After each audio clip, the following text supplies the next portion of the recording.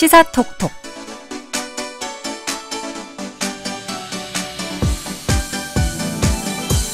시사상식도 높이고 선물도 받아가는 한 주간의 시사 이슈를 다룬 시사 퀴즈 코너 시사톡톡 시간입니다.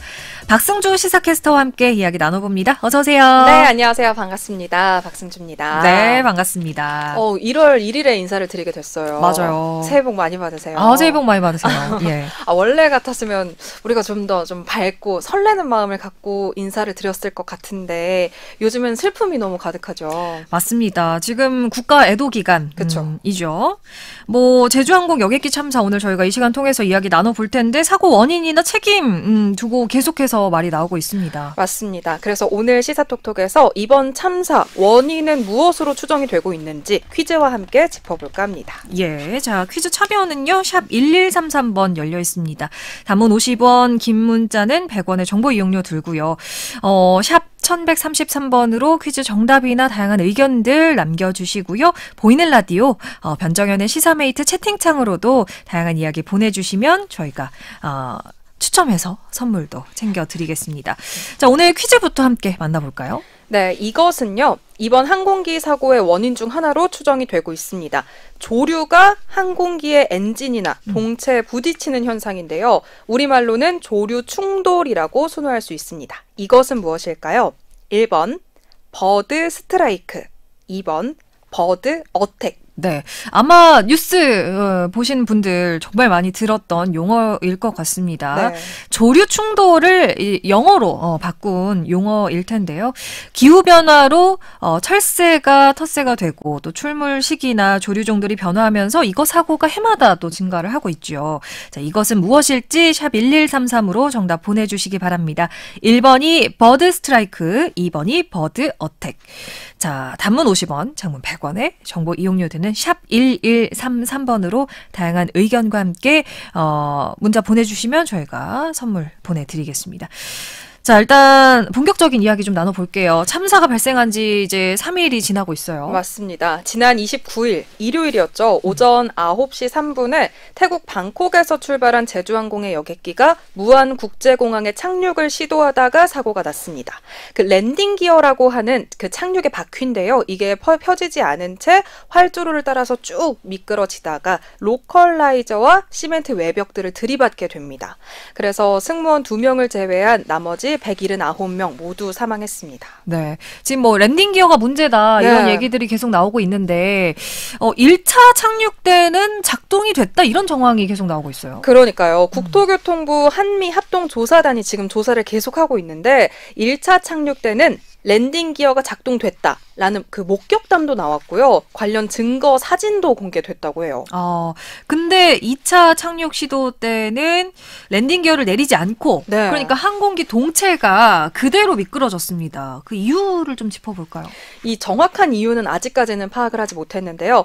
지금 여러 그 조종사들이 추측을 하고 있어요. 그 내용에 따르면 이 양쪽 엔진 모두에 이상이 생겼을 수 있다는 겁니다. 그래서 만약에 엔진이 한쪽이라도 살아 있었으면 그때는 방향을 바꿔서 이제 선회를 하지 않았을 텐데 착륙 시도를 하다가 선회했잖아요. 네네. 그 이유는 아마 양쪽 엔진 모두 이상이 생겼을 거다. 만약 그 추측이 맞다면 랜딩 기어를 내릴 여건이 안 됐을 거다. 이런 지금 추측이 나오고 있습니다. 그러니까 수동으로 내릴 시간이라든가 이런 게 부족했을 거다.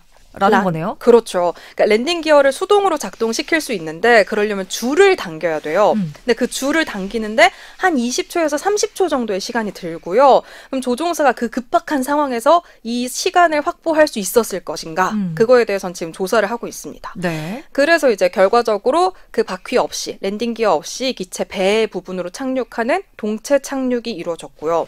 기체와 활주로 사이에 마찰이 심해지면서 불도 난 것으로 보입니다. 예. 앞서 사고 과정을 설명하면서 로컬라이저라는 용어를 했는데 이거 뭔가요? 이 로컬라이저가 그 착륙을 유도하는 안전 시설이라고 보시면 되는데요. 안테나예요.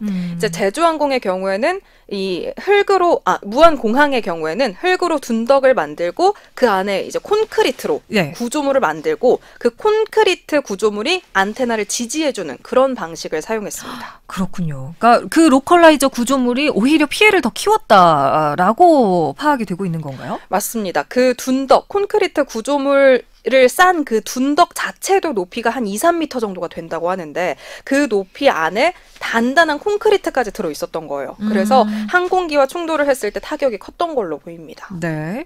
활주로 끝과 아무래도 가까운 위치에 그런 단단한 구조물이 있었다는 거, 뭐 벽이 있었다는 거, 네. 해외에서 외신들도 너무 이상하다. 네. 예, 이런 얘기를 계속 하고 있어요. 맞아요. 그러니까 어제 그 종단 안전구역 권고 기준을 살펴봤을 때 미흡 평가를 받았던 사실이 드러났습니다. 이 종단 안전구역이라는 게 뭐냐면요. 네. 활주로의 종단, 끝 지점에서 한 어느 일정 거리까지는 안전구역으로 둬야 된다라는 건데요.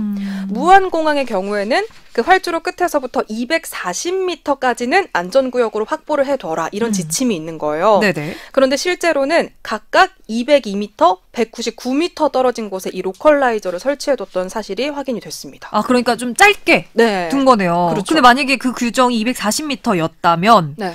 이 정도까지 참사는 막을 수 있었던 건가요? 근데 이게 또 그건 아니라고 보는 게 여객기가 실제로 그 미끄러진 거리를 봤을 때 활주로 끝보다 323m 더 떨어져 있는 외벽이랑도 충돌을 했어요. 그러니까 사실상 그 240m를 지켰어도 충돌은 일어났을 거다라는 게 지금까지의 가능성입니다. 네. 이 로컬라이저 안테나를 단단한 콘크리트 구조물에 심어두었다라는 점이 네. 계속해서 걸리고 있는데 이게 맞습니다. 규정 위반은 아닌 건가요? 그 규정을 봤을 때 과하게 주행한 항공기의 손상 위험을 감소시켜야 된다라고 명시가 돼 있는데 이걸 어떻게 해석할지에 따라서 달라질 것 같아요. 이 로컬라이저 구조물 자체는 항공기가 이제 오버런해서 지나가도 네. 쉽게 부러질 수준으로 만들어져야 된다는 건데 좀 기준이 모호한 거죠. 그래서 뭐 어떤 재질로 만들어라 이런 명시는 안 돼 있습니다. 그래서 콘크리트가 안 된다까지는 명시돼 있진 않아요. 이게 사고에 뭐 다양한 원인으로도 작용할 수 있는 그런 부분인 만큼 네. 좀 정확하게 판단이 돼야 될 것 같고요. 보다 더 근본적인 원인들 함께 살펴보겠습니다. 그 전에 시사톡톡 퀴즈 한 번 더 내주시죠. 네, 이 단어는요, 우리말로 조류 충돌을 뜻하는데요. 사고가 났던 전남 무안공항에는 근처에 뭐 창포호 같은 철새 도래지가 있어서 새와 충돌할 위험이 크다라는 지적이 나왔습니다. 항공기와 조류가 충돌하는 사고를 말하는 이것은 무엇일까요? 1번, 버드 스트라이크. 2번, 버드 어택. 네. 자, 정답 아시는 분들은요, 단문 50원, 장문 100원의 정보 이용료 들고요. 샵 1133번으로 1번 버드 스트라이크일지, 2번 버드 어택일지, 다양한 의견과 함께 보내주시기 바랍니다. 자, 일단 사고기. 그 당시 여객기가 저비용 항공사죠. LCC에서 많이 쓰는 모델이었는데 이 저비용 항공사 관련 우려도 굉장히 커지고 있습니다. 맞습니다. 이 저비용 항공사 자체를 보자면 티켓값, 비행기 티켓값을 낮추는 대신에 보유하고 있는 항공기와 인력을 최대한 활용을 해서 최대 매출, 그러니까 최대 영업이익을 내는 방식으로 운영이 되고 있습니다. 그래서 장거리 운행을 하기보다는 좀 가까운 나라들을 자주 왕복한다는 게 특징이에요. 대형 항공사에 비하면 또 운행 횟수 자체도 굉장히 많을 것 같은데 맞아요. 아무래도 기체 이착륙할 때의 그런 충격들이 더 자주 가게 되지 않을까 그쵸. 싶네요. 네, 맞습니다. 그리고 심지어는 그 항공사들별로 운송 시간을 비교해봤거든요. 근데 제주항공에서는 여객기 한 대당 월 평균 418시간을 운행하는 걸로 집계가 됐습니다. 이게 전체 항공사들, 우리나라 전체 항공사 중에선 가장 많은 가동률이고요. 그런데 사실 생각해봤을 때 단거리 운행을 많이 하는 그 기체가 운행한 거리 자체, 시간 자체가 많았다? 라는 거면 이게 대체 얼마나 많이 자주 왕복을 한 거냐라는 우려가 지금 나오고 있습니다. 훨씬 더 꼼꼼하게 네. 자주 정비가 돼야 될 텐데 현실이 좀 그렇지 못하고 있다고요. 맞아요. 그 인력 자체도 부족한데요. 국내에 LCC 업체가 지금 9곳이 있어요. 그 9곳에 있는 항공 정비사들을 다 합쳐도 대한항공에 있는 그 한 곳의 정비사에도 한참 못 미칩니다. 네, 그런 정도고 이제 심지어 제주항공만 봤을 때는요. 안전 투자 목표액 그 매년 예산안을 세울 때 이제 올해죠. 2025년에 안전 투자 목표 계획액이 작년 2024년보다도 심지어 11.6% 줄어있는 수치라고 해요. 네. 안전에 대해서 좀 더 신경을 썼어야 했는데 그쵸? 아쉽습니다. 네. 항공편 소비자들 중에 이 LCC를 이용하는 사람들이 정말 많은데 그쵸? 이렇게나 관리가 좀 부실해도 되나 싶어요. 맞아요. 심지어 우리나라는 미국이랑 같이 그 LCC 세계 최다 보유국 중에 하나예요. 근데 인구 자체가 너무 차이 나는데 우리나라엔 정말 많이 있는 거죠. 특히나 제주항공은 아시아나를 제치고 국내 이용객 수가 지금 2위에 올라 있고요. 네. 코로나19 당시에 그 여파를 딛고 작년 한 해에만 1,231만 명을 소송을 했는데 이제 저가형 항공사에서 연간 수송객 수가 1,000만 명을 넘는 거. 이거 정말 상당한 수치입니다. 근데 이 관리가 안 되는 현실의 원인은 외주를 줘서라고요? 이 안전성 문제 자체가 LCC 모두의 문제로 사실 단정 짓기는 어려운데요. 몇몇 LCC 기업에서는 안전성 평가를 A++를 받기도 했습니다. 근데 이제 제주항공의 경우에는 최하위급에 머문 거예요.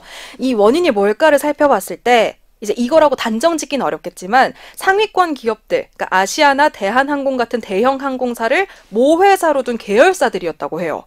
그러니까 그쪽에 도움을 좀 받았는데 네. 반면 그 낮은 등급을 받은 뭐 제주항공을 포함한 LCC 기업들은 정비사 수 자체가 부족하고 그리고 자체적인 정비 시설을 둘 여건이 안 돼서 해외에 지금 의존을 하고 있는 상태라고 합니다. 해외에 외주를 준다. 그렇죠. 그래서 그런 형편에서는 유지 보수에 아무래도 한계가 있다라는 지적이 나옵니다. 그렇군요. 그리고 이제 그것과 별개로 총 181명 중에 2명이 생존을 했어요. 네.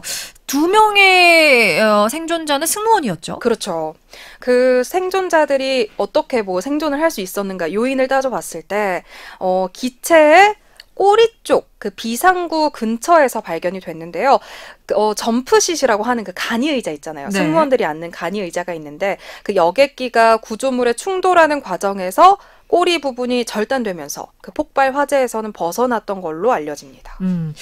이게 그 생존자들이 꼬리에 앉아 있었기 때문에 꼬리 쪽에 그럼 생존율이 더 올라가냐 이것도 굉장히 화제가 되고 있어요. 그렇죠. 그 뭐 꼬리 쪽에 앉으면 생존율이 얼마나 올라간다 이런 수치가 나오고 있는데 사실 이 수치는 미국 연방항공청에서 밝힌 수치는 맞긴 합니다. 그런데 이걸 일반화하기는 어려운 게요. 이번 사고 같은 경우에는 앞부분에 충격이 집중이 됐는데 만약 엔진이나 동체에서 화재가 발생하면 그때는 꼬리로 불이 번질 수 있는 거고요. 만약에 폭발 사고가 났으면 날개에 피해가 가장 많이 가서 이게 뭐 어느 자리에서는 어떤 생존율이 나온다 이렇게 말하기에는 너무 어렵습니다. 네. 자, 저희가 다양한 이야기도 함께 짚어보고 있는데 오늘 많은 분들이 퀴즈 정답과 같이 오늘 내용에 대한 의견도 보내주고 계십니다. 이제 오늘 이 내용을 들으면서 유가족분들 그리고 사고 수습하시는 분들 많이 힘드시겠지만 정말 힘내셨으면 좋겠습니다. 라고 8239번님도 문자 주셨고 5690번님도 공항 점검도 철저하게 받았으면 좋겠어요. 라고 이렇게 문자 주고 계신데 일단 오늘 퀴즈 정답은 몇 번일까요? 오늘 퀴즈 정답은 1번이었습니다. 버드 스트라이크였습니다. 네. 새싹 문자로 7920님, 6774번님도 모두 정답 남겨주셨고 저희가 오늘 정답 보내주신 분 중에 가장 먼저 사연 읽어드렸던 8239님께 오늘의 선물 남겨드리겠습니다. 일단 이번 사고 희생자분들 아마 정말 많은 시민분들께서 각자의 방식으로 또 추모를 하고 있고 애도를 표하고 있는데 네. 삼가 고인의 명복을 빌겠습니다. 네. 자, 오늘 시사톡톡 박승주 시사캐스터와 함께 이야기 나눠봤습니다. 고맙습니다. 네, 고맙습니다.